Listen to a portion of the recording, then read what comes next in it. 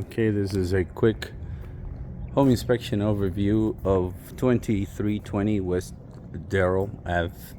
So here we are going to start on the exterior of the home, and then we'll come back inside.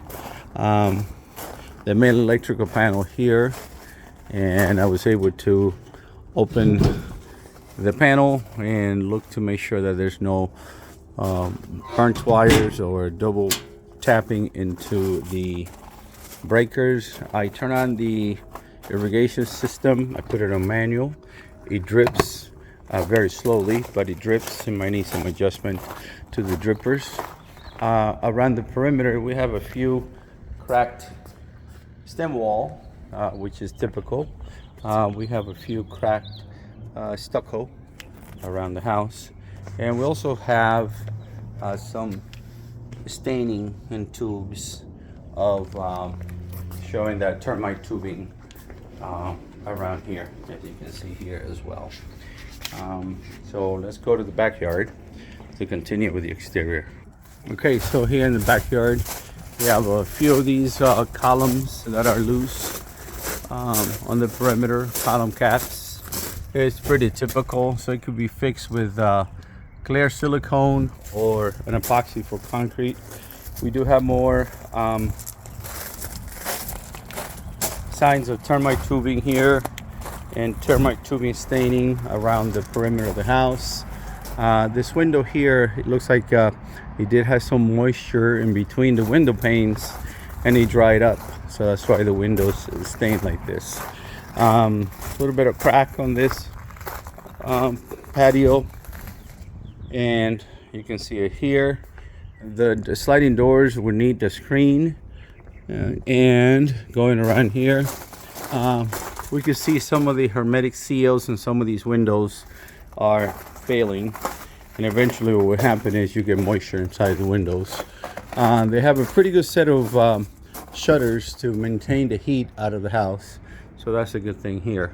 The AC unit appears to be original 2002 according to the serial number. It is missing the insulation right here for the suction line, and it does make a lot of noise when I put it on heat. It's a heat pump, so it does AC and heat.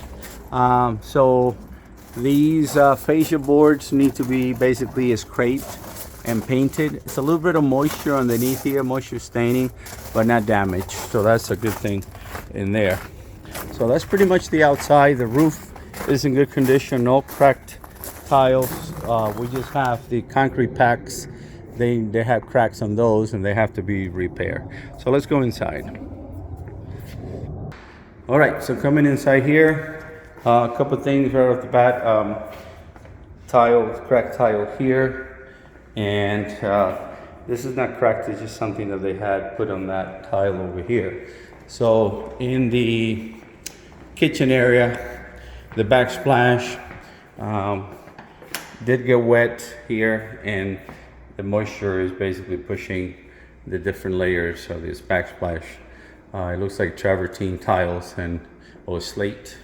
The appliances work. Obviously, you don't have a microwave. The dishwasher, I put it on a cycle and it works. The stove needs an anti-tipping bracket to hold on to one of the legs. Here in this hallway bathroom, it does need the exhaust fan is not working, so that has to be repaired. In the kitchen, I forgot the garbage disposal makes a lot of noise when operated, so that has to be looked at. I did see if there's anything inside. I did not see anything inside. The thermostat does not respond to up or down. I did put it on heat, but it doesn't do anything on cold when I try to lower the temperature to activate the air conditioning. So coming in this room here, the master bedroom, what we have is the master bathroom window. You see a small crack in that window there. That's the window with the moisture that we saw from the outside. And then let's go back in the garage and I'll show you there. This is your hot and cold supply. No problem with those valves.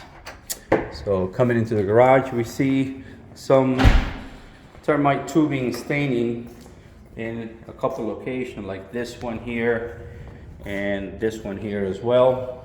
And then over here in that perimeter seems to have been one right there, and a little bit of termite tubing right here at the bottom of the slab.